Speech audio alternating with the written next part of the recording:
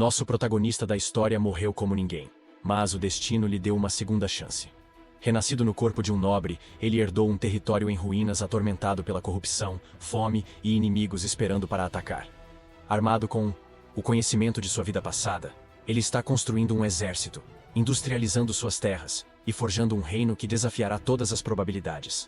O Manhua começa com um médico pedindo socorro com urgência, instruindo a equipe a colocar o paciente no ventilador. Enquanto isso, Ian engasgou. Seu peito arfava enquanto seu coração batia de forma irregular, prestes a falhar. Jan, um dedicado, projetista mecânico industrial há 20 anos, estava à beira da vida ou da morte. Seu trabalho incansável rendeu pouco mais do que decepção e uma solidão generalizada. Agora, seu impulso implacável finalmente o alcançou, prejudicando sua saúde mental e deixando-o neste estado precário. Desde o seu nascimento, a vida de Jan foi marcada pela tragédia. Um acidente de carro custou seus pais, deixando-o navegar pelo mundo como um órfão. Apesar das dificuldades, Jan seguiu em frente, agarrando-se à esperança de que um dia, a vida reconheceria seus esforços e o consideraria um sucesso. Esse dia, porém, nunca chegou. Depois de se formar, ele conseguiu um emprego mal remunerado que mal o manteve à tona por 2 décadas. Sua vida pessoal era igualmente sombria. Ele passou a vida inteira sozinho, nunca experimentando a intimidade de segurar a mão de alguém. E agora, parecia que sua jornada solitária estava chegando ao fim. Ian, você pode me ouvir? A voz de seu amigo mais próximo rompeu o caos, cheia de preocupação enquanto tentavam tirá-lo do abismo. Mesmo assim, Ian não pôde deixar de questionar o valor de uma vida como a dele. Havia algum significado para tal existência? Enquanto a exaustão o dominava, ele pensou: talvez eu apenas tire uma soneca. Quando Ian abriu os olhos, a cena ao seu redor era totalmente desconhecida. Ele se viu em uma sala de luxo incomparável, adornado com cortinas de seda e luzes de cristal cintilantes. A opulência do cenário o fez entrar em pânico momentaneamente, pensando que de alguma forma havia gasto todas as suas economias em um extravagante quarto de hospital. Então, uma notificação apareceu diante dele. Bem-vindo ao continente mágico de Elda. A compreensão o atingiu como um choque. Poderia ser este um daqueles cenários isekais saídos da ficção? Nesta estranha nova terra, Jan descobriu que agora era conhecido como Ren. Perplexo, ele tentou entender suas circunstâncias, mas as respostas eram ilusórias. Uma semana se passou neste mundo fantástico. Ren se viu vivendo uma vida de sonho, sempre atendido por servos. Lentamente, ele descobriu a verdade de sua situação. Ele realmente morreu e, de alguma forma, reencarnou no corpo de Ren Edgar, o terceiro filho do duque da família Alan Edgar. Ren tinha uma irmã e um irmão mais velhos. Ambos cuidaram profundamente dele desde a infância. Irmãozinho, coma. Isso. Você está crescendo e não deveria passar fome, insistiu sua irmã, colocando uma generosa pasta diante dele. Seu irmão entregou-lhe um frasco espumante, explicando: isto é água mágica. Dizem que aumenta o poder mágico e consegui por um preço alto. Até sua mãe contribuiu para essa atmosfera acolhedora, presenteando-o com uma camisa nova que ela mesma fez e incentivando-o a experimentá-la. Como o mais jovem e mimado membro da família, Ren viveu uma vida de conforto incomparável. Mas ao se deleitar com esse luxo recém-descoberto, ele não pôde deixar de se sentir um estranho neste mundo, questionando por que lhe foram concedidas tais bênçãos. Dúvidas. Ele raciocinou que talvez isso fosse uma compensação pelas dificuldades que ele suportou em sua vida anterior. O mundo de Elda era uma maravilha, onde a magia alimentava todos os aspectos da infraestrutura. O Império Corial, a maior nação humana do continente, era um caldeirão de várias raças, incluindo elfos e anões. A influência da família Edgar era vasta, supervisionando um território de 300 mil quilômetros quadrados. Seu domínio ostentava campos férteis, um grande castelo e uma população de mais de uma pessoa. Milhões. Como nobre, Ren tinha tudo o que poderia desejar, desde roupas finas até uma empregada pessoal. No entanto, sempre que se olhava no espelho, via o rosto de Jan olhando para ele. Uma lembrança assustadora de sua vida passada. Um dia, a introspecção de Ren foi interrompida por Lia, uma empregada linda e alegre, que lhe informou que seu pai queria vê-lo. Ela o levou ao escritório, onde seu pai, Aldian, revisava relatórios de suas terras. Ren o cumprimentou com a cortesia praticada de um nobre, aguardando as palavras de seu pai. Aldian olhou para o filho com uma expressão séria, seu tom de voz carregado de peso quando ele perguntou. A gravidade do momento deixou Ren inquieto, mas ele respondeu suavemente: não quero, pai. O Duque recostou-se na cadeira, seu comportamento severo diminuindo ligeiramente. Ren, você atingiu a idade de administrar seu próprio território. Você já pensou onde gostaria que estivesse? A pergunta deixou Ren atordoado. Sua surpresa se transformou em confusão quando ele perguntou hesitantemente sobre a herança de terras. Aldian suspirou diante da ingenuidade do filho, explicando que era costume um nobre da idade de Ren assumir o comando de um território. Levantando-se da cadeira, o Duque aproximou-se de um grande mapa pendurado na parede. A terra que você supervisionará fica no noroeste. É relativamente seguro, mas a falta de magos tornou o abastecimento de alimentos um problema persistente. Seu tom ficou mais solene enquanto ele continuava. Embora nosso território esteja estável por enquanto, o futuro do Império Corial é incerto. Ren concordou silenciosamente com a avaliação do pai. O declínio da família real e o sistema político decadente levaram a um império fraturado. Os lords entravam em conflito constante, com rivalidades e esquemas ocultos, tecendo uma perigosa teia de competição que só se tornou mais emaranhada com o tempo. Desde o seu renascimento, Ren experimentou cuidado e carinho que nunca conheceu antes. Esse amor recém-descoberto o tornou determinado a proteger aqueles que genuinamente cuidavam dele. Observando seu filho profundamente pensativo, Aldian ficou preocupado, questionando se ele estava colocando muita responsabilidade em Ren. Na tentativa de aliviar a tensão, ele garantiu ao filho que não estava sozinho. Aldian lembrou a Ren que ele tinha seu irmão mais velho, sua irmã e seu pai para apoiá-lo. Ren, no entanto, pareceu ter uma ideia. Ele olhou para o pai com uma determinação recém-descoberta. Com um tom sério, perguntou se a resolução da questão do abastecimento alimentar tornaria o seu território mais seguro. Aldian sorriu com o entusiasmo de Ren, mas considerou a abordagem do filho excessivamente simplista. Ele explicou que resolver o problema alimentar exigia mais do que paixão. Exigiu um planejamento meticuloso e uma implementação gradual. Mas Ren não estava pensando de forma simplista. Ele baseava-se no conhecimento acumulado da humanidade, forjado através de inúmeras revoluções industriais. Com confiança inabalável, declarou corajosamente que assumiria a responsabilidade de enfrentar a crise alimentar. A jornada de Ren para seu novo domínio começou. Island City, o território remoto que lhe foi atribuído, era uma terra rica em potencial, mas repleta de desafios. Ao norte, fazia fronteira com o território do Grão-Duque Ryan, um adversário jurado. A oeste ficavam as enigmáticas terras dos Elfos, e ao sul estendia-se o vasto e desconhecido oceano. A localização estratégica do território tornou-o num campo de batalha frequente, deixando as suas terras férteis estéreis, a sua população escassa e os seus recursos esgotados. Enquanto a carruagem o levava em direção a Island City, Ren mergulhou nos documentos que detalhavam seu novo domínio. Observou-o atentamente, preocupação gravada em seu rosto. Ren sabia que a revitalização do território exigia o aumento da sua população, uma vez que uma força de trabalho forte era a espinha dorsal de qualquer revolução industrial. Ele entendeu a enormidade do desafio, mas acreditou que seus esforços seriam bem-sucedidos. Ren não estava começando do zero. Entre seus ativos estava uma habilidade especial concedida a ele pelo sistema, Human Resource Scan. Essa habilidade lhe permitiu avaliar e identificar indivíduos talentosos com facilidade. Depois de testar essa habilidade em sua família, Ren estabeleceu uma compreensão clara dos padrões mundiais de talentos. Sua primeira prioridade ao chegar em Island City era clara: encontrar indivíduos extraordinários que pudessem ajudar na restauração do território. Enquanto isso, Lia relembrou as instruções do Duque para ela: apoiar Ren e garantir que ele não criasse o caos na região. Silenciosamente, ela rezou para que Ren não bagunçasse as coisas. Em Island City, a residência do Lorde da cidade estava repleta de tensão. Visivelmente ansioso, informou que o filho mais novo do Duque chegaria em breve. Ele sugeriu tomar medidas preventivas. No entanto, o homem mascarado sentado à sua frente descartou a preocupação com uma resposta fria e comedida. Ele os instruiu a aguardar novas ordens e não tocar em Ren por enquanto. Seu comportamento calmo mascarou a raiva latente enquanto falava em fazer Aldian pagar pelas transgressões do passado. O homem loiro próximo estava menos sereno. Ele se preocupava com seus registros financeiros falsificados e impostos desviados. No entanto, o mascarado riu com desdém, ridicularizando Ren como um playboy ignorante que nunca notaria tais detalhes. Tudo o que precisavam fazer era entregar-lhe alguns documentos irrelevantes quando ele chegasse. O homem loiro obedeceu relutantemente e saiu para se preparar para a recepção de Ren. À medida que a carruagem de Ren se aproximava dos arredores de Island City, ele espiou os campos áridos e as fazendas abandonadas. Sua expressão ficou séria enquanto ele examinava a cena. Ele solicitou um mapa a Leia e examinou meticulosamente a área circundante. Seu olhar permaneceu no rio a oeste e no porto ao sul. Uma ideia repentina lhe ocorreu. Dragar o rio e construir um canal para conectá-lo ao mar poderia dar uma nova vida à terra.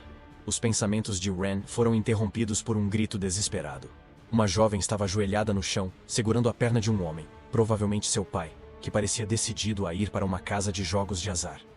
A menina implorou aos prantos, implorando que ele não desperdiçasse o dinheiro restante, que era destinado ao tratamento de sua mãe. Sua voz tremia ao explicar que perder o dinheiro condenaria sua mãe doente. O homem, consumido pela sua ganância, rugiu para a garota deixá-la ir. Sua confiança na sorte o cegou para o desespero dela.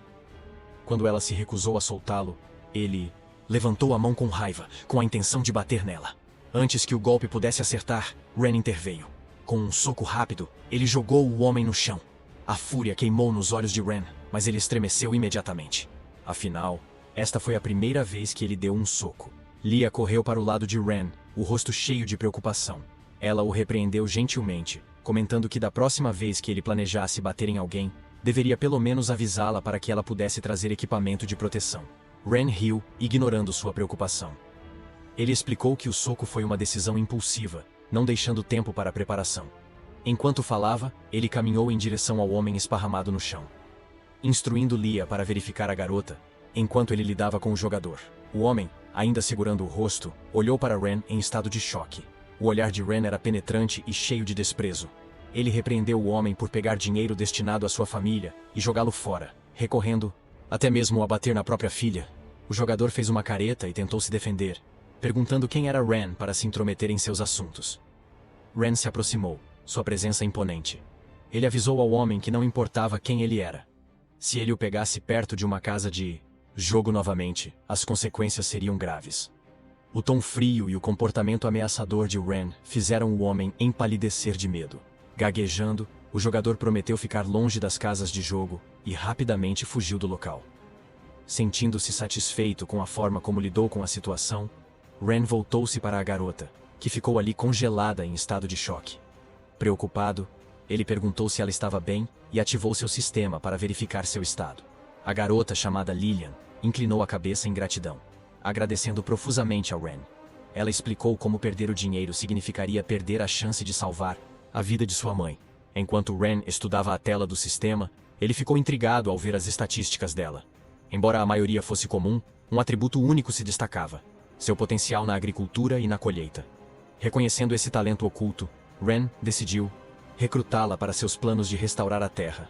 Ren sorriu calorosamente para ela, observando que ela provavelmente estava indo para a cidade em busca de um médico para sua mãe. Ele sugeriu que ela se juntasse ao grupo dele, pois eles também estavam viajando para lá.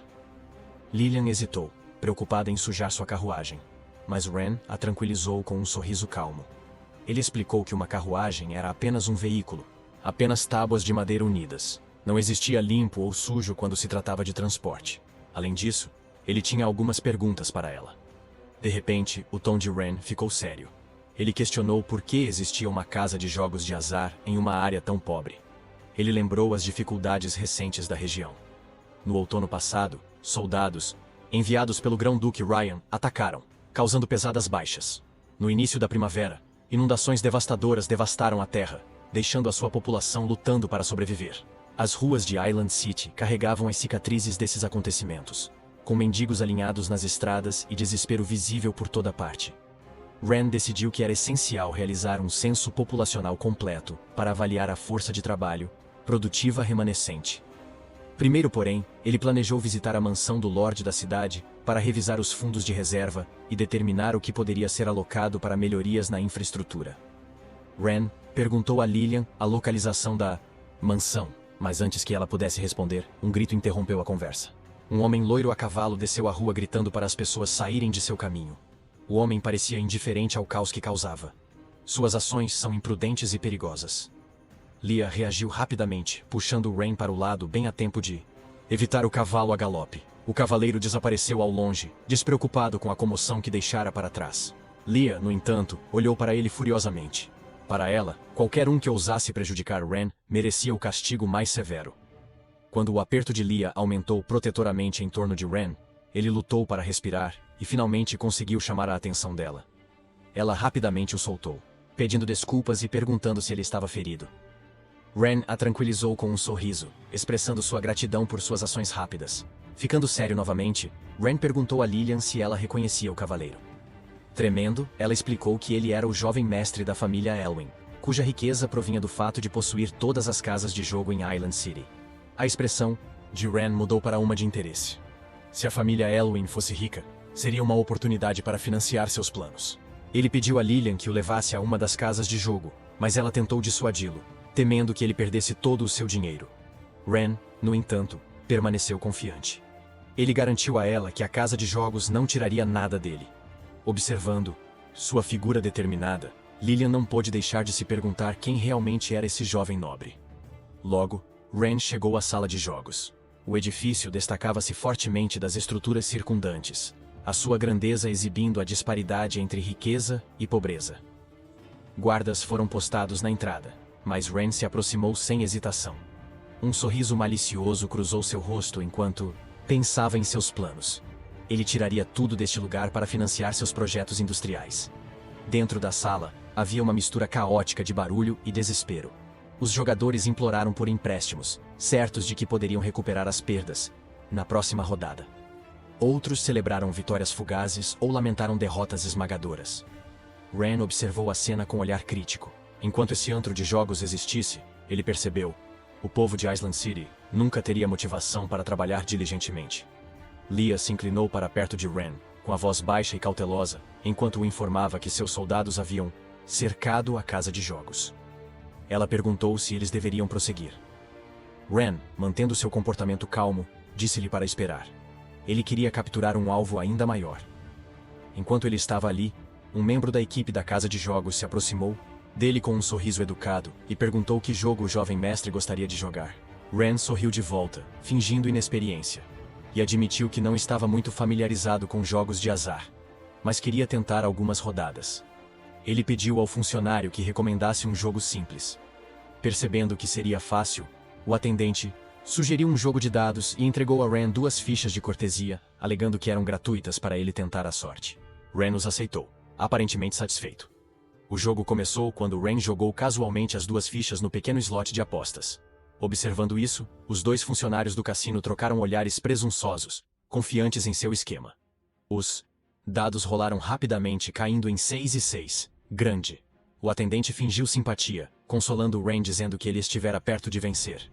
Ren desempenhou seu papel perfeitamente, expressando surpresa com a rapidez com que o jogo terminou. Ele comentou que não era muito divertido, e disse que estava com fome, virando-se para ir embora. O atendente, porém, deu um passo à frente dele, bloqueando seu caminho. Seu comportamento educado caiu, substituído por um tom zombeteiro, enquanto exigia o pagamento pelas fichas que Ren havia usado. Ren franziu a testa fingindo confusão. Ele perguntou quando ele concordou em dever alguma coisa.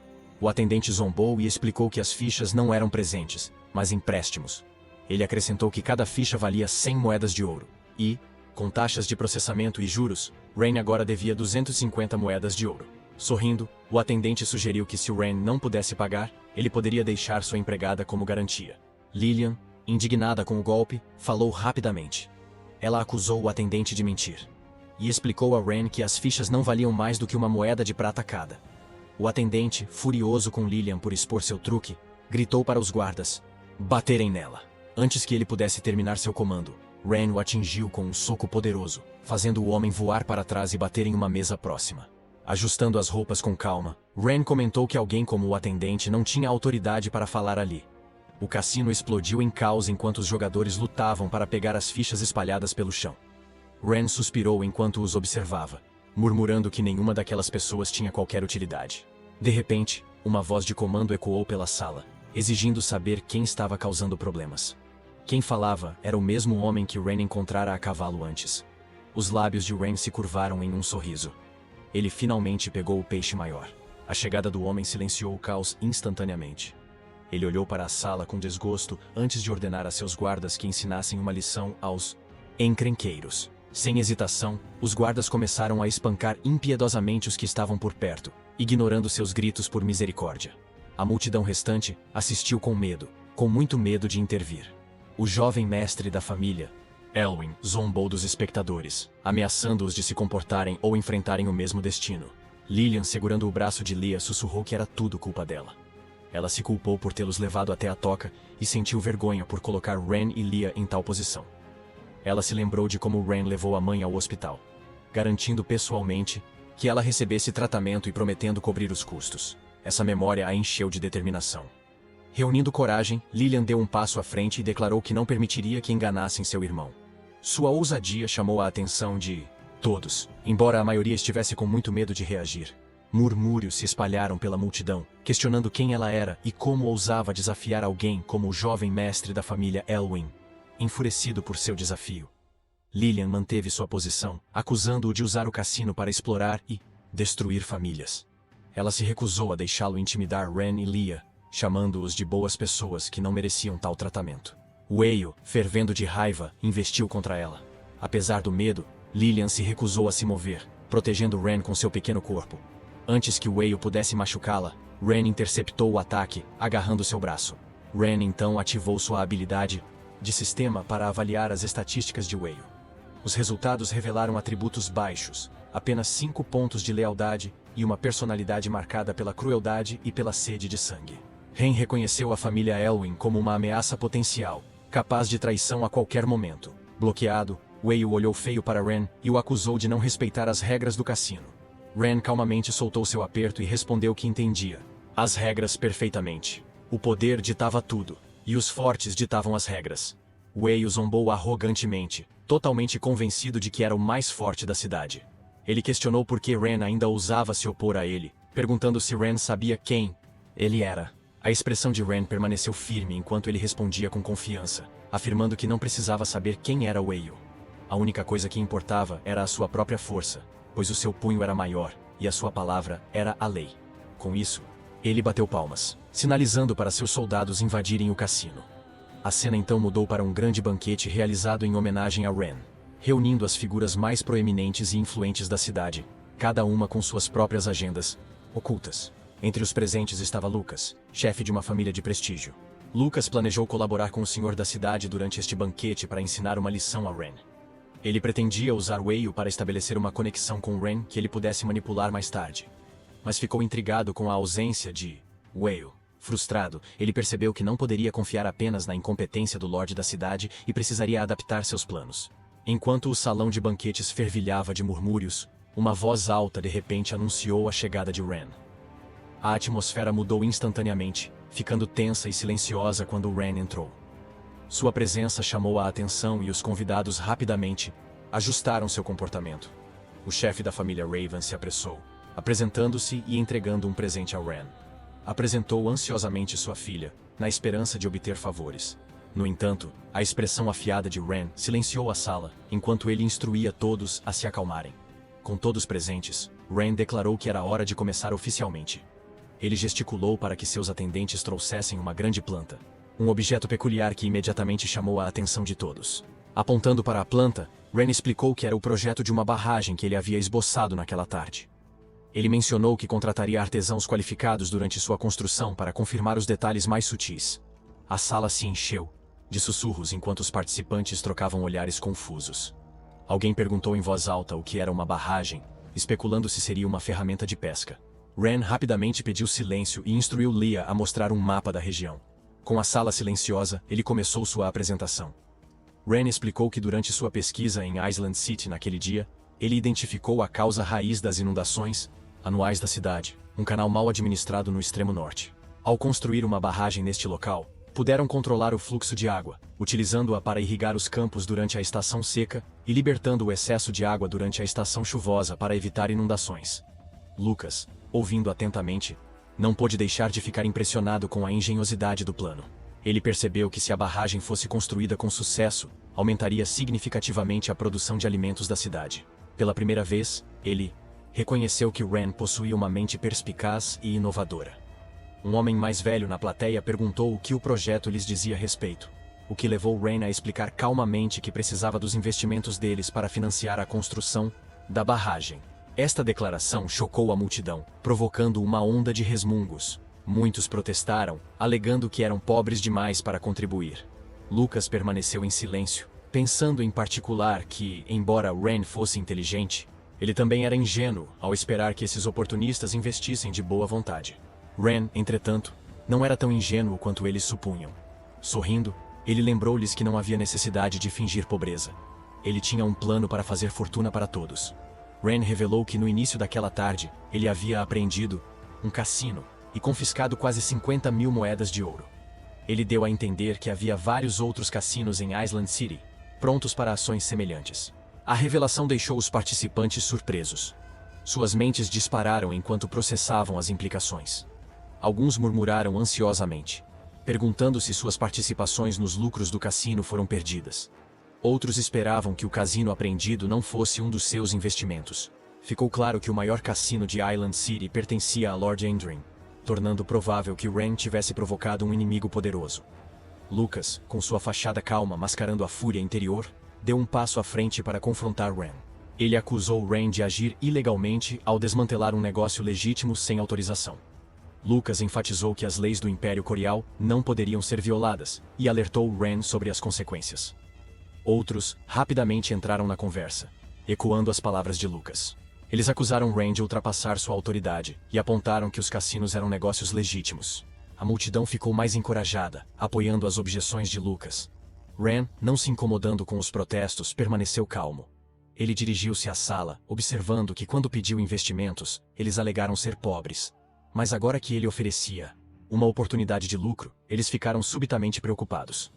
Ele ressaltou que a maioria deles era cúmplice nas operações do cassino e avisou-os de que esta era sua última chance de salvar suas reputações, ou ele interviria pessoalmente. Com isso, os soldados de Ren deram um passo à frente. Sua presença era um lembrete claro da autoridade de Ren. Lucas, falando em nome do grupo, insistiu que o Grão-Duque nunca toleraria as ações imprudentes de Ren. Outros entraram na conversa, implorando a Ren que reconsiderasse sua abordagem e instando-o a agir com moderação. Ren sorriu, seu plano se desenrolando perfeitamente. Com ar de autoridade, anunciou que discutiria com prazer a lei com eles. Sua voz era calma, mas autoritária quando ele deu a ordem para trazer aqueles que ajudariam a esclarecer a situação. A multidão ficou em silêncio. Seu desconforto era palpável, enquanto aguardavam o que Ren planejara em seguida. Ao comando de Ren, 2 homens capturados no cassino foram trazidos para a sala. Lucas, sentado entre os nobres, ficou imediatamente impressionado com a presença deles. Esses 2 estavam sempre ao lado de Weio, e sua aparição inesperada deixou Lucas inquieto. Ele começou a suspeitar que algo devia ter acontecido com seu filho. Os homens foram trazidos, amarrados e amordaçados, incapazes de falar. Ren, mantendo a calma, virou-se para Lucas e perguntou se ele os reconhecia. Lucas, mantendo a expressão neutra, negou qualquer conhecimento dos homens, e perguntou o que Ren quis dizer com a pergunta. Ren sorriu levemente, tranquilizando Lucas para não ficar tão tenso. Ele explicou que não era grande coisa. Esses 2 homens simplesmente tentaram assassiná-lo no dia anterior. Olhando incisivamente para Lucas, Ren acrescentou que os homens alegaram controlar a cidade de Aisling e até sugeriram ter um patrocinador poderoso. A expressão de Lucas escureceu, embora ele se esforçasse para manter a compostura. Gotas de suor se formaram em sua testa, enquanto ele tentava esconder seu desconforto. Ren ordenou que seus soldados desamarrassem os 2 homens, sugerindo que deixassem os convidados da festa ver se alguém os reconhecia. Os nobres presentes trocaram olhares inquietos. Muitos deles identificaram instantaneamente os homens como atendentes de Weio. O medo tomou conta da sala quando as implicações das palavras de Ren ficaram claras. Lucas, percebendo a gravidade da situação, agiu sem hesitar. Ele pegou uma adaga da mesa e atacou os 2 homens com uma fúria que chocou os espectadores. Ele os denunciou como plebeus miseráveis que ousaram atacar o filho do duque. E rapidamente matou os 2. O sangue se acumulou no chão, e a sala ficou em silêncio enquanto os outros nobres observavam horrorizados e atordoados, com muito medo de intervir. De pé sobre os corpos, Lucas virou-se para Ren com um olhar fingido.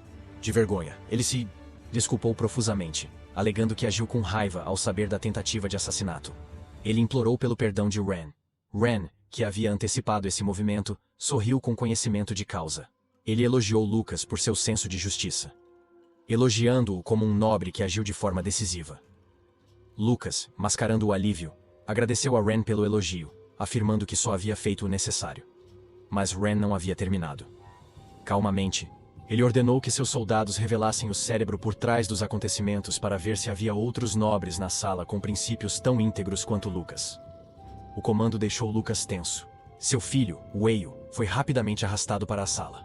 Assim que entrou, Wayle, completamente alheio à situação, gritou com raiva para os soldados o desamarrarem. Ele se gabou da influência de seu pai, ameaçando que todos os presentes pagariam quando ele estivesse livre. A expressão de Lucas desmoronou ao ver seu filho.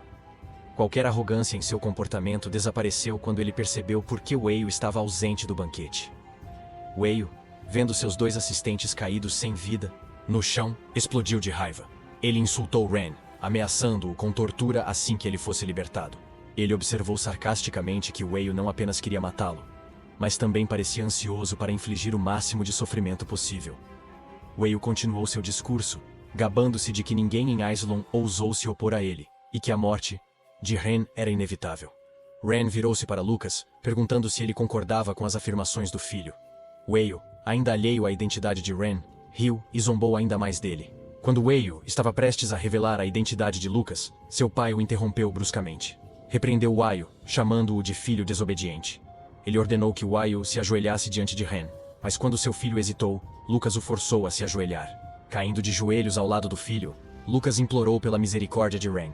Ele implorou por perdão, oferecendo todos os seus bens em troca de poupar a vida de Wayle. Foi só então que Wayle percebeu seu erro.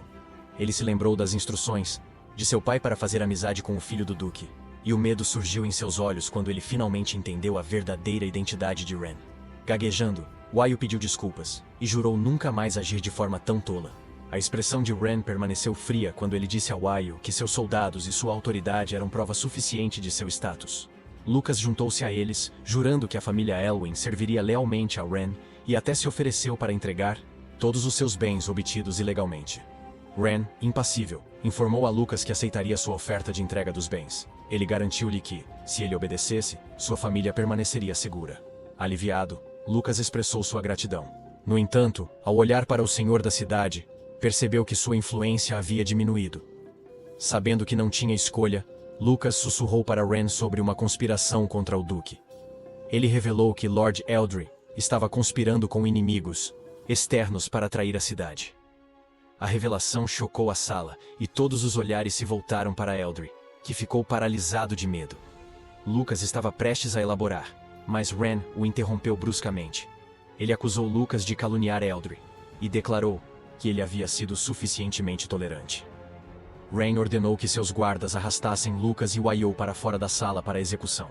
Lucas ficou atordoado e aterrorizado, incapaz de entender a súbita mudança de comportamento de Ren. Enquanto isso, Eldry, aliviado pela resposta de Ren, deu um passo à frente para prometer lealdade. Ele elogiou Ren por sua sabedoria e prometeu apoio inabalável. Ren, sorrindo, garantiu a Eldry que confiava nele completamente. No entanto, Ren usou secretamente seu sistema para analisar os atributos de Eldry. Entre as estatísticas comuns, ele encontrou o traço ganância e notou um nível de lealdade de apenas 15. Ren decidiu que Eldry, assim como Lucas, estava destinado a ser eliminado. Por enquanto, porém, ele usaria os recursos de Eldry para levar adiante seus planos. Depois que o banquete terminou, Ren continuou trabalhando até tarde da noite. Os nobres contribuíram com mais de 100.000 moedas de ouro, quantia equivalente a 2 anos de impostos cobrados da cidade de Aislinn. No entanto, a soma não o satisfez. Enquanto Ren se concentrava em seu trabalho, Leah entrou na sala carregando uma xícara de chá. Ela colocou-o sobre a mesa e observou o descontentamento na expressão dele. Ren pegou o chá e comentou amargamente, questionando se Leah percebia o quão ricos os nobres realmente eram. Leah não respondeu à sua pergunta. Em vez disso, ela levantou uma preocupação mais urgente. Ela perguntou o que Ren planejava fazer a respeito da revelação de Lucas na festa. Se o senhor da cidade, Eldry, realmente pretendesse traí-los, isso colocaria Ren em grave perigo. Ren a tranquilizou, pedindo-lhe para ficar calma. Ele admitiu ter certeza da traição de Eldry, mas explicou que não era o momento certo para confrontá-lo. Quando Leah perguntou o porquê, Ren se espreguiçou e se levantou, respondendo que toda a rede de influência de Eldry em Aislinn ainda era um mistério. Agir prematuramente só levaria ao caos desnecessário. Por enquanto, era melhor deixar Eldry acreditar que Ren era um jovem lorde ignorante, inconsciente das ameaças que o cercavam. Na manhã seguinte, Eldry se encontrou com o mestre da guilda Malcolm na Guilda dos Magos. Ele entregou a Malcolm um pedaço de papel, e depois de lê-lo, o rosto do mestre da guilda se contorceu de fúria. Malcolm bateu o jornal, chamando a situação de absurda. Eldry, calmo e calculista, pediu-lhe que não exagerasse. Ele descartou Ren como um nobre jovem e ansioso, desesperado para provar seu valor ao grão-duque. Malcolm, no entanto, não ficou satisfeito. Sua irritação cresceu quando ele lembrou a Eldray que até o grão-duque falava respeitosamente com a Guilda dos Magos. Eldray, satisfeito com a raiva de Malcolm, comemorou interiormente. Ele acreditava que Ren havia lhe dado a oportunidade perfeita para conquistar a guilda, algo que ele anteriormente não tinha meios para realizar. Enquanto Malcolm saía furioso com o papel nas mãos, jurando exigir uma explicação de Ren, Eldray se alegrou silenciosamente, confiante de que Ren logo se encontraria isolado. Enquanto isso, Ren estava em seu escritório, desenhando planos para um projeto de construção hidráulica. O trabalho o lembrou das dificuldades que enfrentou em sua vida anterior. Lia entrou para informá-lo de uma visita inesperada. O mestre da guilda Malcolm havia chegado e exigia vê-lo. Surpreso, Ren imediatamente foi até a sala para encontrá-lo. No momento em que Ren entrou, Malcolm o confrontou com raiva. Ele bateu um aviso de recrutamento na mesa, acusando Ren de insultar a Guilda dos Magos. Carriça. Perplexo, pediu esclarecimentos. Malcolm apontou para o aviso, que afirmava que nenhum mago, deficiente ou idoso seria contratado para o projeto de Ren. Ele exigiu saber por que Ren emitiu tal aviso. Ren examinou o papel e explicou calmamente que estava relacionado ao projeto de construção da barragem. Ele não viu nenhuma conexão entre o aviso e qualquer insulto à guilda. Malcolm discordou, acusando Ren de provocação flagrante. Ele argumentou que, ao excluir os magos, Ren estava desrespeitando a guilda e seus membros. Ren ficou surpreso. Surpreso com o fato de os magos estarem competindo por trabalhos manuais. Ainda furioso, Malcolm avisou Ren que se nenhuma explicação razoável fosse fornecida, todos os magos da guilda se recusariam a servi-lo. Ren franziu a testa e silenciosamente chamou seu sistema para analisar as estatísticas de Malcolm. O sistema revelou que o nível de lealdade de Malcolm era 82, e sua personalidade era descrita como curiosa e direta. Ren concluiu que Malcolm havia sido manipulado. Ren explicou pacientemente seu raciocínio. Ele destacou 3 pontos-chave. Primeiro, os magos tinham mana limitada e só podiam realizar uma pequena quantidade de trabalho por dia, tornando-os inadequados para construções em larga escala. Em segundo lugar, os seus salários eram equivalentes aos de 10 trabalhadores comuns, o que tornava o seu custo proibitivo. Terceiro, como nobre, era dever de Ren priorizar o bem-estar das pessoas comuns, que não tinham o apoio da guilda. Malcolm, no entanto, não se convenceu. Ele argumentou que a magia era reverenciada em seu mundo, e aqueles sem talento mágico mereciam ser pisoteados pelos magos. Ren, irritado com esta perspectiva, admitiu que ela poderia refletir a realidade, mas afirmou firmemente que pretendia mudá-la. Ele declarou que, começando na Islândia, provaria que os magos não eram diferentes dos humanos comuns. Malcolm, profundamente insultado, lançou um ultimato. Ele exigiu que Ren retirasse sua declaração, ou enfrentar as consequências de irritar a guilda do mago. A expressão de Ren ficou fria quando ele lembrou a Malcolm de tomar cuidado com seu tom. Lia, parada por perto, pressionou uma faca na garganta de Malcolm, com os olhos cheios de ameaça. Malcolm congelou de terror quando Ren calmamente apontou que havia de fato uma lei que permitia que uma empregada nobre executasse alguém por desrespeito. Ren sugeriu testar a lei com um pequeno corte para ver qual lado o tribunal favoreceria. Tremendo, Malcolm rapidamente se desculpou, admitindo seu erro e implorando por perdão. Ren, notando que a lealdade de Malcolm não havia diminuído, percebeu que o Guildmaster agiu por ignorância e não por maldade. Decidindo não agravar a situação, Ren instruiu Lia a escoltar Malcolm para fora. Malcolm agradeceu a Ren e saiu apressadamente. Ao partir, o sistema notificou Ren de que uma tarefa de iniciante havia sido concluída. Ele usou a função de investigação em 10 indivíduos. Uma recompensa foi emitida e uma nova tarefa apareceu. Treine 5 personagens com estatísticas altas. Satisfeito com seu progresso, Ren decidiu revisar suas recompensas mais tarde. Fora da propriedade, Eldry esperou por Malcolm. No momento em que viu o mestre da guilda, ele correu, fingindo preocupação. Ele perguntou como havia sido a reunião. Malcolm, ainda humilhado, suspirou e admitiu que Ren se recusou a ouvir e até o expulsou. Eldry, frustrado, mas com recuperação rápida, elaborou outro plano. Ele garantiu a Malcolm que tinha uma solução, uma que não apenas faria Ren mudar de ideia, mas também o forçaria a reverenciar a Guilda dos Magos. Depois que seu plano inicial falhou, Eldry rapidamente planejou outra abordagem. Ele encorajou Malcolm a manipular os habitantes da cidade para que se recusassem a trabalhar para Wren, acreditando que tal resistência forçaria Wren a procurar a ajuda de Malcolm. No entanto, Malcolm rejeitou imediatamente a ideia, salientando que Wren tinha oferecido excelentes condições de trabalho que os habitantes da cidade dificilmente recusariam. Implacável, Eldry sugeriu uma estratégia diferente. Ele propôs que se aqueles que trabalhavam para Wren se mostrassem preguiçosos e ociosos, Wren acabaria ficando desiludido com os plebeus.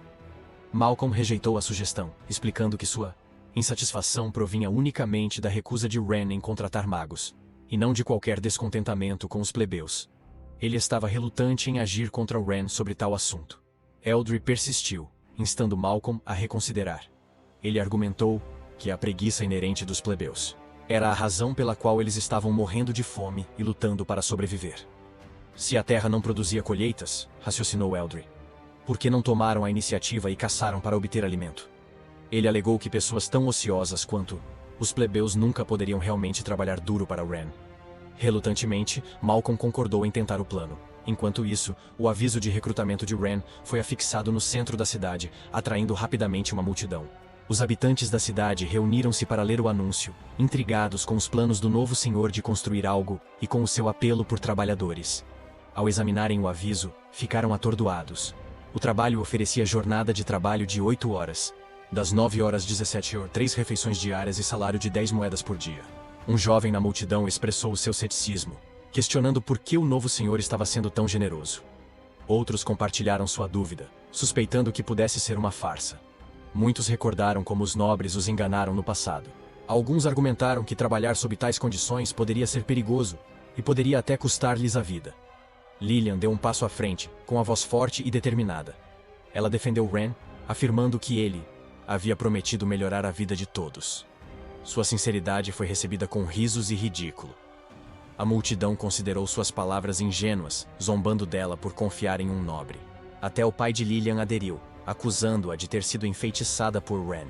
Ignorando os comentários do pai e as zombarias dos habitantes da cidade, Lillian anunciou sua intenção de se inscrever no projeto Dan.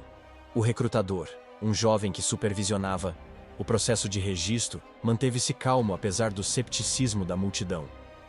Voltando-se para o pai de Lillian, ele o convidou para trabalhar na barragem, mas afirmou que a própria Lillian não poderia participar.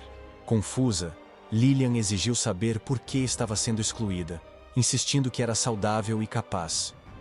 O recrutador explicou que Wren estabeleceu regras rígidas que proíbem qualquer pessoa com menos de 18 anos de trabalhar. Ele enfatizou que a contratação de trabalhadores menores de idade sem a aprovação de Wren resultaria na entrega de um formulário de registro ao pai de Lillian, e reiterou os termos: 3 refeições por dia, uma jornada de trabalho de 8 horas e um salário de 10 moedas por dia. Se não houvesse mais problemas, ele convidava o pai de Lillian a assinar o formulário e começar a trabalhar no dia seguinte. Embora um pouco decepcionada, Lillian incentivou o pai a fazer o melhor e a evitar qualquer preguiça. Seu pai, sorrindo calorosamente, deu um tapinha em sua cabeça e a tranquilizou. Ele jurou não jogar novamente e prometeu não decepcionar Wren. Ele também lembrou Lillian de ficar em casa no dia seguinte e cuidar da mãe, cuja doença a impossibilitava de realizar tarefas extenuantes. Antes que Lillian e seu pai pudessem sair, o recrutador gritou, pedindo-lhes que voltassem. Surpreso, o pai de Lillian parou e perguntou se havia algum problema. O recrutador, parecendo preocupado, mencionou que ouviu o pai dizer que sua esposa estava gravemente doente. O pai de Lillian esclareceu rapidamente que sua esposa realmente não conseguia trabalhar devido ao seu estado. O recrutador sorriu gentilmente e garantiu-lhe que não a estava convidando para trabalhar. Ele explicou que Wren havia providenciado para que as famílias dos trabalhadores permanecessem em dormitórios fornecidos durante a duração do projeto. Vendo a confusão do pai, o recrutador esclareceu que os dormitórios eram alojamentos temporários para as famílias que participavam da construção da barragem. Após a conclusão do projeto, as famílias puderam retornar às suas casas originais. Comovido por tamanha generosidade, o pai de Lillian ficou emocionado. Ele expressou sua profunda gratidão ao recrutador. O jovem rapidamente se adiantou para ajudá-lo a se levantar, insistindo que não havia necessidade de tais gestos. Ele então se ofereceu para mostrar-lhes um quarto onde poderiam ficar, permitindo-lhes escolher suas acomodações. Os moradores da cidade vizinha que assistiram à troca ficaram surpresos. Percebendo que as promessas de Rain eram genuínas, eles começaram a pedir emprego. A praça mergulhou no caos, enquanto as pessoas corriam para se registrar, ansiosas, para aproveitar a oportunidade. Enquanto isso, em seu escritório, Rain revisava as atualizações do sistema. Uma notificação apareceu de repente. Parabéns! Você recebeu o modelo da bateria de lítio do pacote de presente para iniciantes. Em vez de excitação, Rain sentiu uma onda de irritação. Ele murmurou para si mesmo, questionando a lógica do sistema. Sem gerador, a bateria era praticamente inútil. O sistema esperava que ele invocasse um raio. Depois de desabafar sua frustração, ele se acalmou e começou a refletir. Os pensamentos de Rain mudaram para a tarefa de treinar 5 indivíduos com estatísticas altas. Ele não tinha ideia de onde encontrar essas pessoas. No início, ele considerou treinar Lia, mas uma análise dos dados dela por meio do sistema revelou que ela já havia atingido seu potencial, não deixando espaço para crescimento adicional. Depois de avaliar suas opções, Rain concluiu que seu melhor curso de ação seria procurar indivíduos talentosos em Island City. Enquanto Rain contemplava seus próximos passos, alguém bateu na porta. A voz de Leia gritou do outro lado, informando que Lillian tinha vindo vê-lo. Rain concedeu sua entrada. Lillian entrou na sala com o rosto tenso de preocupação. Ela rapidamente explicou que algo estava errado no canteiro de obras. Os trabalhadores estavam letárgicos demais para trabalhar. Rain ficou surpreso com o relatório e pediu que ela explicasse. Lillian contou o que observou durante sua visita ao local. Ela tinha ido ver como estava seu pai. E notei que nenhum dos trabalhadores parecia ter energia para completar suas tarefas.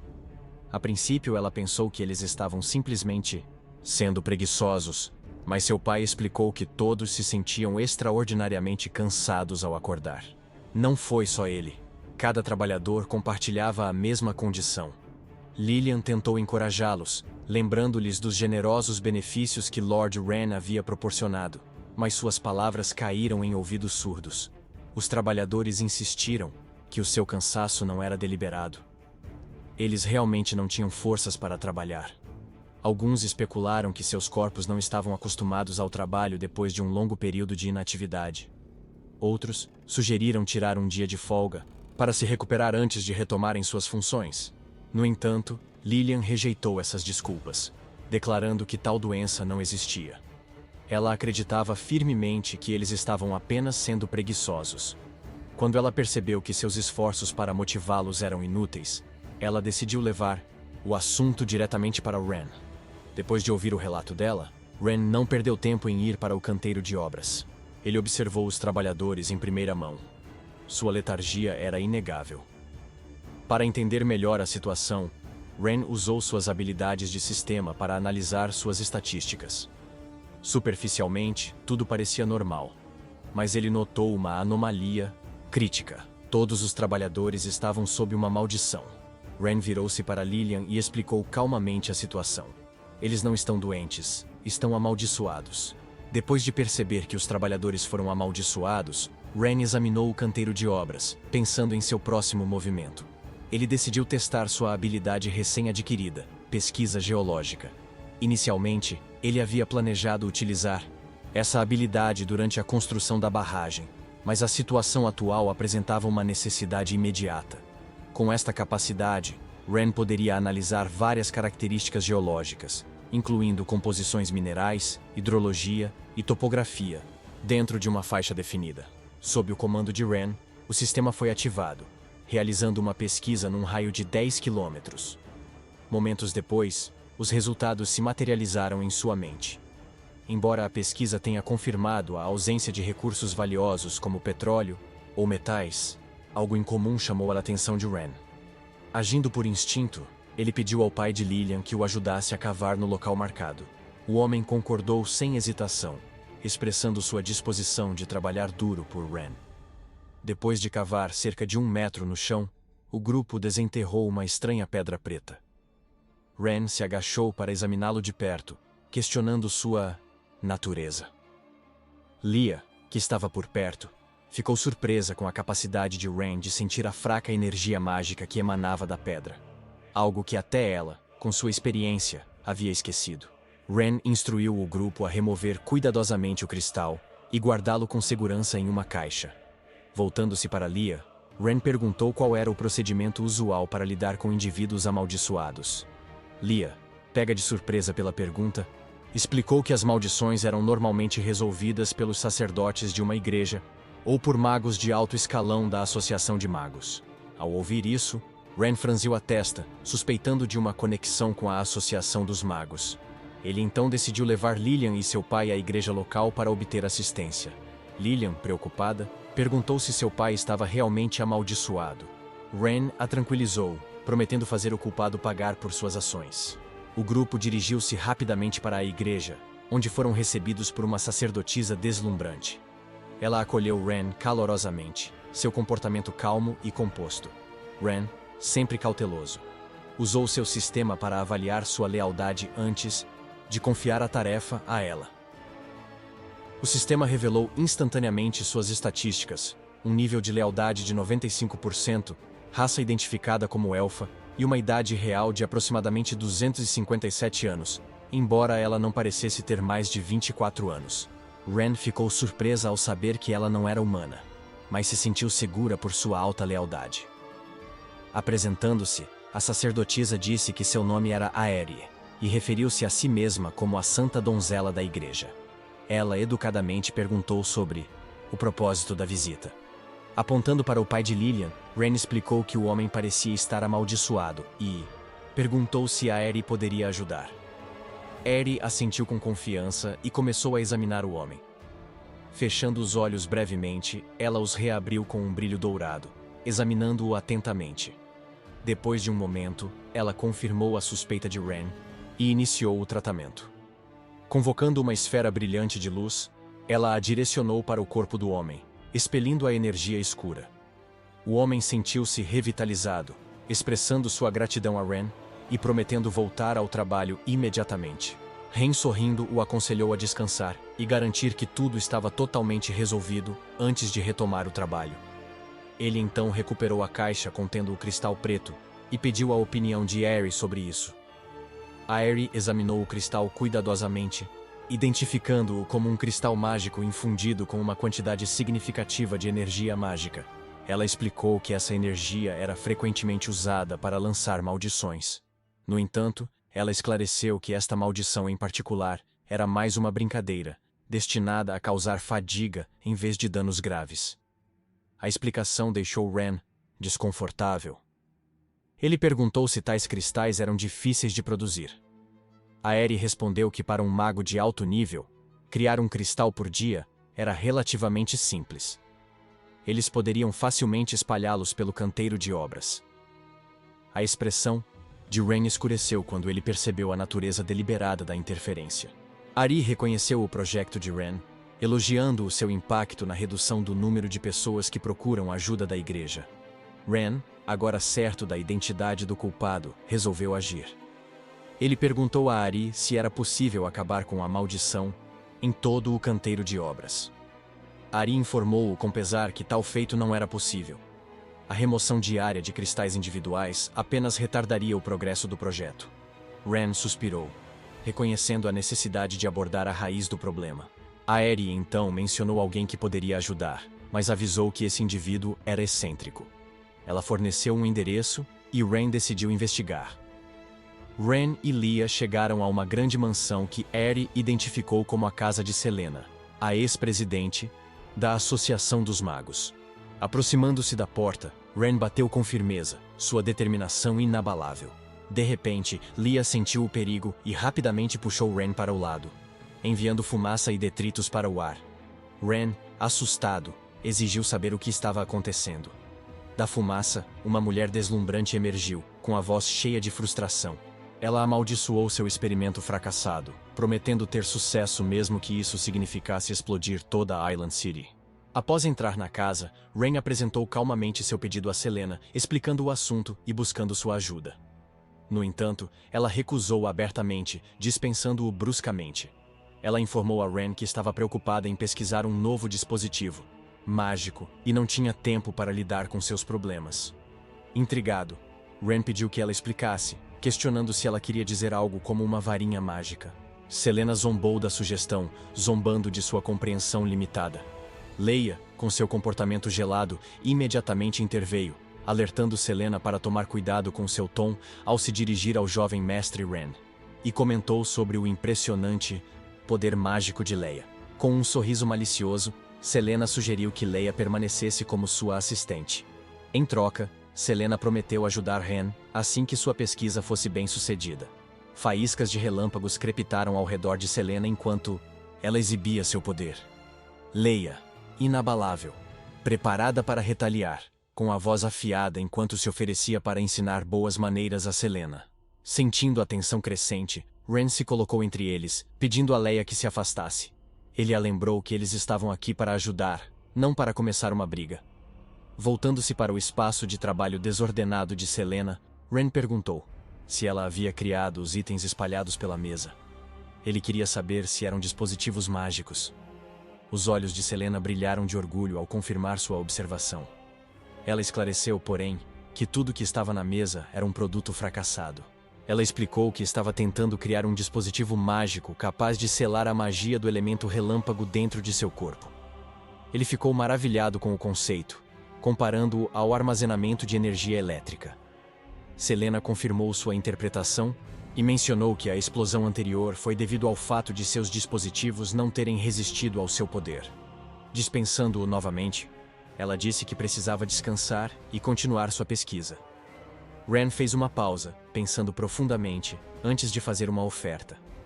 Ele disse a Selena que se pudesse ajudá-la a criar o dispositivo que ela precisava, ela teria que ajudá-lo com seus problemas em relação à Guilda dos Magos. Selena, cética e irritada, ignorou-o, alegando que sua pesquisa era complexa demais para alguém como ele resolver. Permanecendo composto, Ren assegurou-lhe que estava falando sério. Ele prometeu ajudá-la a criar o dispositivo mágico, pedindo em troca seu apoio. Intrigada, mas em dúvida, Selena finalmente concordou, estabelecendo uma condição. Se Ren conseguisse, ela não apenas lidaria com Malcolm, mas também garantiria que a Guilda dos Magos obedecesse a todos os seus comandos. Se ele falhasse, ela não hesitaria em puni-lo. Sem perder tempo, Ren pediu a Selena que preparasse os materiais necessários. Usando o projeto fornecido pelo sistema, ele a orientou na montagem de uma bateria de lítio composta por 8 baterias, grandes interligadas. Apesar dos seus esforços, Ren sentiu-se nervoso. Eles não tinham uma fonte de energia confiável para testar o dispositivo, pois não havia gerador hidráulico disponível. Eles não tiveram escolha senão confiar na magia de Selena como substituto. Selena, seguindo as instruções de Ren, montou os componentes, mas permaneceu cética. Ela o lembrou que a maioria dos materiais não aguentaria seu poder mágico e avisou que o dispositivo poderia explodir. Ren, imperturbável, entregou-lhe os fios e tranquilizou-a.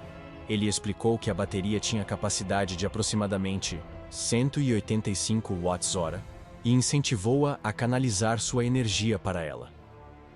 Relutantemente, Selena começou a usar sua magia. Para sua surpresa, o dispositivo absorveu sua energia sem problemas. Curiosa, ela aumentou a potência, mas a bateria permaneceu estável.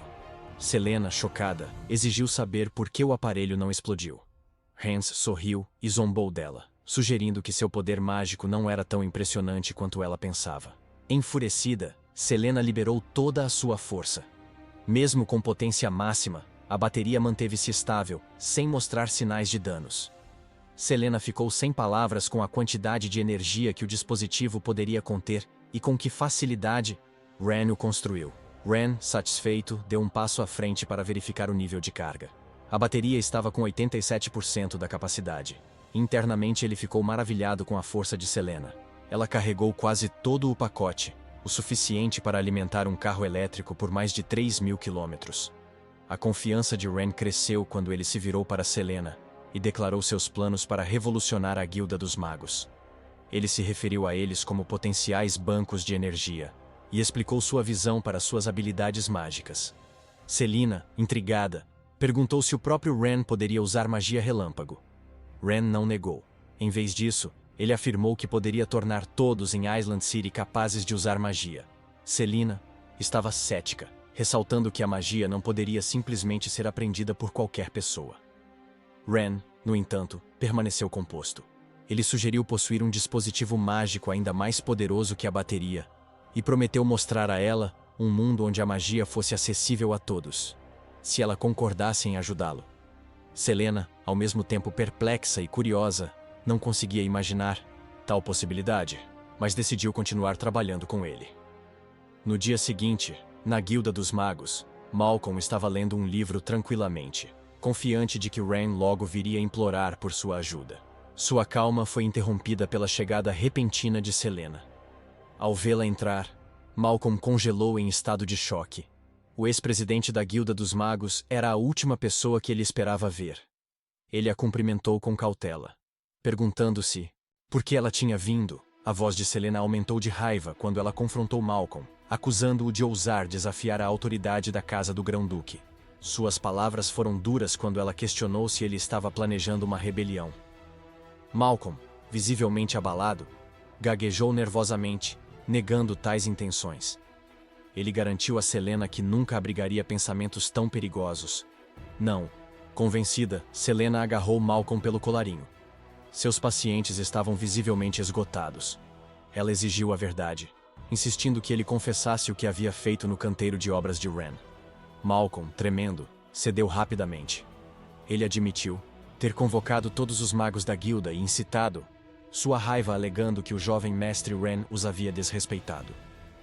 Ele confessou ter instruído os magos a criar cristais infundidos com maldições e usar magia de teletransporte para plantá-los no subsolo do canteiro de obras. Este esquema pretendia fazer com que os trabalhadores se sentissem cansados, esperando que Ren os culpasse pela preguiça. O objetivo de Malcolm era forçar Ren a se desculpar e buscar uma cooperação mais estreita com a Guilda dos Magos. Selena ouviu com uma mistura de descrença e frustração. Balançando a cabeça, ela chamou Malcolm de idiota e ressaltou que ele havia sido manipulado. Quando Malcolm, ainda confuso, perguntou quem o havia usado, Selena descartou a pergunta. Em vez disso, ela ordenou que ele chamasse imediatamente todos os magos envolvidos na sabotagem. Malcolm assentiu apressadamente e correu para seguir seu comando. Assim que Malcolm foi embora, Selena pegou um talismã para entrar em contato com Ren. Ela o informou que havia resolvido o problema com a Guilda dos Magos. Através do talismã, Ren expressou sua gratidão, agradecendo pela ajuda. Selena, curiosa, perguntou se ele precisava de sua ajuda para lidar com Eldry, oferecendo-se para fazê-lo desaparecer sem deixar rastros. Ren recusou rapidamente, acenando com a mão reflexivamente, embora ela não pudesse vê-lo. Ele explicou que Eldry não era uma preocupação significativa, e que ele ainda precisava dele para atrair uma ameaça maior. Aceitando a decisão de Ren, Selena concordou em não interferir. Seu tom mudou para entusiasmo quando ela mencionou as novas invenções que Ren havia mencionado anteriormente. Ela o pressionou para obter detalhes, perguntando quando estariam prontos e insistindo que ele ligasse para ela quando começasse a trabalhar neles. Ren assegurou-lhe que a manteria informada, mas enfatizou a importância de fazer com que os magos da guilda terminassem de carregar as baterias primeiro. No dia seguinte, na residência do Lorde da cidade, Eldry se encontrou com um homem misterioso envolto em sombras. Eldry, visivelmente preocupado, relatou que Ren já havia assumido o controle da Guilda dos Magos. Ele nervosamente pediu orientação. O homem misterioso, no entanto, permaneceu calmo e desdenhoso, afirmando que a Guilda dos Magos não representava nenhuma ameaça real, além de Selena. Ele redirecionou a atenção de Eldry para o projeto da barragem de Ren, alertando que se a barragem fosse bem-sucedida, poderia revitalizar o povo de Aislon, um cenário que eles não podiam permitir. Eldry garantiu ao homem que já havia preparado armadilhas para o Ren e revelou um plano adicional. Ele pretendia pressionar os nobres encarregados do abastecimento de alimentos a aumentarem os preços, minando os esforços de Ren. Quando o Adjitintro, homem misterioso, expressou dúvidas sobre a lealdade dos nobres, Eldry explicou com confiança que, embora os nobres pudessem traí-lo, eles nunca trairiam os seus próprios interesses financeiros. Jogando uma moeda de ouro no ar com um sorriso malicioso, Eldry declarou que os fundos de Ren não durariam até a conclusão da barragem. A figura do homem misterioso se dissolveu no ar. Enquanto isso, no movimentado mercado, Lilian estava comprando suprimentos para o canteiro de obras quando um lojista a expulsou rudemente. Seu tom era condescendente quando disse a ela para ir embora se não tivesse dinheiro para comprar a mercadoria. Lilian, frustrada, apontou o aumento absurdo dos preços. No dia anterior, 2 sacos de grãos custavam 1 moeda de ouro, mas agora um saco sozinho custava 2 moedas de ouro. O lojista, imperturbável e arrogante, afirmou que poderia definir os preços que quisesse. Ele zombou da incapacidade dela de pagar e ergueu a mão como se fosse bater nela. A comoção chamou a atenção de curiosos, muitos deles indignados com as ações do lojista. Lilian, determinada a cumprir sua tarefa por Ren, acusou os comerciantes de especulação e os alertou sobre a ira potencial de Ren. O lojista zombou, descartando sua ameaça. Ele alegou que seu negócio era honesto e que Ren não tinha motivos para interferir. Sua arrogância apenas aprofundou a frustração daqueles que assistiam. Na igreja, Harry ficou igualmente enfurecida com o aumento desenfreado de preços. Ela notou que os preços dos alimentos triplicaram em apenas 3 dias, deixando-a com cereais inadequados para sustentar a população durante o inverno. Entregando uma bolsa de moedas para sua assistente Harry, ela a instruiu a comprar todos os suprimentos que pudesse, prometendo descobrir o resto mais tarde. Harry hesitou, surpresa pela quantia incomumente grande de dinheiro, e destacou que subornar guardas normalmente exigia muito menos. Harry suspirou, instando a Ira a seguir suas ordens sem questionar. Antes que a Ira pudesse agir, Leah apareceu de repente, pegando a bolsa na velocidade da luz e entregando-a a Ren. Com uma expressão calma, mas determinada, Ren sugeriu uma colaboração. Ele propôs trabalharmos juntos num plano mais amplo, que abordasse a raiz da crise e evitasse uma maior exploração por parte dos comerciantes. Questionando que tipo de cooperação ele tinha em mente. Ren sorriu para seu comportamento cauteloso, sugerindo que ela relaxasse e não ficasse tão tensa ao discutir cooperação. Ele então mencionou casualmente que sabia que ela era uma elfa. Aerie, embora profundamente preocupada com o fato de Ren ter descoberto sua verdadeira identidade, manteve a compostura e negou, insistindo que um elfo não poderia estar vivendo em uma cidade humana. Ren, imperturbável, jogou uma bolsa de moedas de volta para Aerie e assegurou-lhe que não tinha intenções maliciosas em relação a ela ou a sua espécie. Aerie, evitando o assunto, redirecionou a conversa, perguntando novamente que tipo de cooperação ele estava propondo. Ren apontou para os sacos de comida num carrinho próximo e explicou que queria colaborar na resolução do problema do abastecimento de alimentos na cidade. Embora Aerie respeitasse a determinação de Ren, ela duvidava de sua capacidade de enfrentar um problema tão profundamente arraigado. Ela expressou abertamente seu ceticismo, o que levou Ren a perguntar por que ela se sentia assim. Aerie elaborou, explicando que o abastecimento de alimentos em Eastling era controlado por 4 famílias importantes que detinham o poder na cidade há mais de um século. Estas famílias regulavam rigorosamente os preços e a sua influência era inabalável. Ela lembrou a Ren que, embora ele tivesse usado táticas fortes no recente banquete para intimidar alguns deles, eles eram indivíduos astutos que, sem dúvida, encontrariam uma maneira de recuperar suas perdas. Ren a interrompeu, curioso sobre seu profundo conhecimento do funcionamento interno da cidade. Aerie admitiu que viveu no Islão durante mais de 120 anos e compreendeu bem as suas complexidades. Ela sugeriu ainda que se Ren tivesse eliminado a família Elwyn no banquete, poderia ter havido uma chance de reconciliação. Mas agora era tarde demais. Aerie acrescentou que, devido à guerra e aos desastres naturais, os alimentos já eram escassos, e se os preços permanecessem elevados, a sua tribo teria dificuldades para sobreviver ao inverno. Ren a interrompeu novamente, seu olhar resoluto. Ele prometeu a Aerie que dentro de 2 semanas, os preços dos alimentos na Irlanda cairiam para níveis ainda mais baixos do que antes dos recentes aumentos de preços. Na mansão de Augustus, Ken, chefe da família Klein, uma reunião comemorativa estava acontecendo. Augusto expressou sua gratidão a Eldred por seu apoio, reconhecendo que a aliança deles gerou lucros significativos. Outros presentes expressaram seus agradecimentos, erguendo as taças para brindar a Augusto e ao sucesso compartilhado. O clima era de júbilo, enquanto o grupo se deleitava com seus ganhos recentes, confiantes em sua estratégia.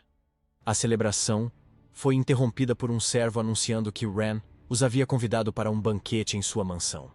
Um dos homens, assustado com a notícia, especulou nervosamente se Ren estava planejando puni-los. Voltando-se para Augusto, pediu orientação sobre como deveriam proceder. Augusto, calmo e calculista, garantiu-lhes que não tinham nada a temer. Ele explicou que o comércio de alimentos era totalmente legal, protegidos pelo sistema que estabeleceram.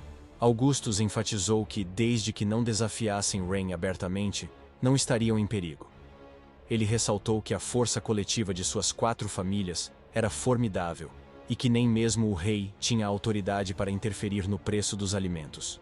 Com esse raciocínio, o grupo relaxou, concordando que sua posição estava segura. Augusto sugeriu que, se Ren tentasse pressioná-los, eles poderiam fazer um gesto simbólico, baixando ligeiramente os preços, talvez em 5 moedas de cobre. No entanto, ele os advertiu severamente que qualquer traição resultaria em graves consequências. Com a confiança restaurada, Augusto encorajou o grupo a se preparar para o banquete. Apesar da surpresa inicial com a insistência dele em vestir roupas velhas e esfarrapadas, eles seguiram seu exemplo. Na mansão de Ren, um criado informou-o que Augustus e os convidados haviam chegado. Ren instruiu o criado a convidá-los a entrar e garantir que a cozinha preparasse a comida. Ren imediatamente percebeu suas tentativas deliberadas de parecerem empobrecidos. Suas roupas outrora luxuosas, substituídas por trajes esfarrapados. Divertido, ele pensou consigo mesmo como eles desempenhavam mal seus papéis. Mantendo a compostura, Ren os cumprimentou com falsa surpresa. Ele comentou como foi inesperado ver o nobre que controlava o suprimento de alimentos de Elon parecer tão desamparado. Augustus respondeu rapidamente, elogiando os projetos de Ren e afirmando que eles também queriam contribuir para um bem maior. Outro homem entrou na conversa, explicando que, sob a liderança de Augustus, eles não apenas doaram dinheiro para as iniciativas de Ren, mas também venderam alimentos de seus armazéns aos preços mais baixos possíveis, até mesmo assumindo prejuízos para ajudar os cidadãos. Leah, observando seu comportamento descarado, não sentiu nada além de desdém. Suas mentiras descaradas e tentativas de enganar Ren não a surpreenderam. Ren, no entanto, concordou, agradecendo-lhes pela compreensão e afirmando estar profundamente comovido com o apoio. Explicou que os tinha convidado para discutir o plano de comércio de cereais. Antes que Ren pudesse continuar, Augustus interrompeu, afirmando que eles entendiam as dificuldades financeiras de Ren. Reiterou que ao preço atual de 2 moedas de ouro por saco de alimentos, já estavam a ser vendidos com prejuízo. Os outros concordaram com a cabeça, apoiando a afirmação de Augusto. Ren sorriu e esclareceu sua intenção. Ele propôs aumentar o preço dos alimentos na Irlanda para 4 moedas de ouro por saco, a partir do dia seguinte. Sua declaração deixou os nobres perplexos. Augustus, confuso, questionou se Ren realmente pretendia aumentar os preços. Ren confirmou com um tom calmo, mas autoritário, explicando que não só o preço subiria para 4 moedas de ouro, mas também receberia uma comissão de 30% sobre todas as vendas. Quando Ren anunciou que o preço dos grãos aumentaria para 4 moedas de ouro por saco, com uma comissão de 30% indo para ele, Augusto ficou visivelmente confuso. Ele questionou se Ren havia falado errado, sem saber se tinha ouvido corretamente. Ren não se repetiu. Em vez disso, lembrou calmamente a Augustus sobre a comissão de 30% que ele receberia. Ao ouvir isso, Augusto e os outros nobres trocaram rapidamente olhares encantados. Inicialmente, eles subestimaram Ren, pensando que ele era apenas um jovem lorde inexperiente. Agora, eles acreditavam que ele era um empresário astuto como eles. Eles viam Ren como alguém que entendia seus interesses e imaginava que, com o apoio dele, seus empreendimentos prosperariam. O arrependimento os encheu por não perceberem sua astúcia antes. Eles poderiam ter se alinhado com ele muito antes. Augustus, embora animado com a declaração de Ren, sabia que eles não poderiam agir precipitadamente. Sem documentação oficial, aumentar demasiado os preços poderia causar o caos, prejudicando potencialmente os seus interesses. Com isso em mente, Augustus expressou suas preocupações, agradecendo educadamente a Ren por sua compreensão e perguntando quando um anúncio oficial seria feito. Ren, preparado para isso, instruiu Leah a entregar-lhe um documento. Com tom alegre, informou que já havia escrito e carimbado o edital com o selo de sua família, e que seria afixado após a refeição. À medida que a conversa continuava, Ren lembrou aos nobres que de agora em diante, eles seguiriam suas instruções, instando-os a aprender com as consequências que a família Elwyn havia sofrido. Augusto assegurou-lhe ansiosamente que eles não iriam decepcionar.